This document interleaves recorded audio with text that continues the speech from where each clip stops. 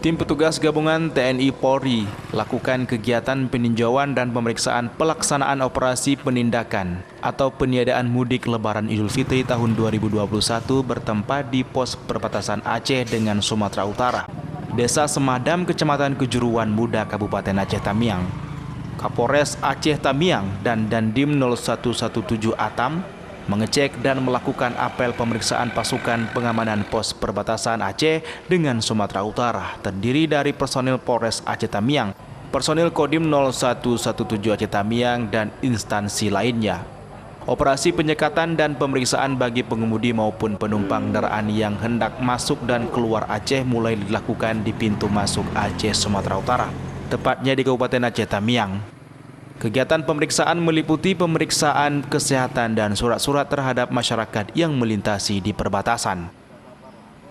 Ya, untuk yang pertama ini ya kita masih mencari-cari untuk teknis yang efektif dan efisien ya, karena ini hari puasa, jumlah personil kita juga terbatas untuk melaksanakan kegiatan ini.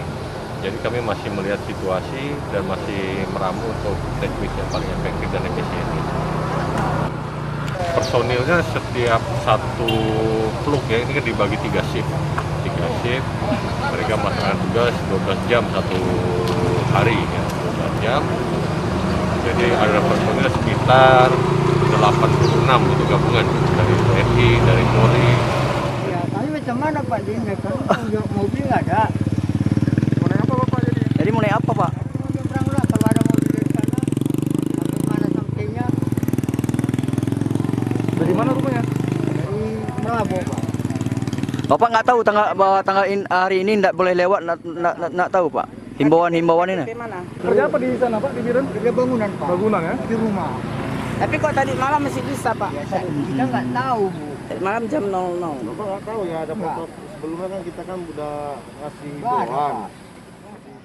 Dalam kegiatan peninjauan dan pemeriksaan ini, sejumlah warga terjaring penyekatan, diantaranya merasa terkejut serta bingung karena petugas langsung melakukan penindakan di tempat dengan tidak memperboleh memasuki daerah Aceh, khususnya warga luar Aceh yang bekerja di Aceh. Dari Kabupaten Aceh Tamiang, Mukhyar Ardi Ainus melaporkan.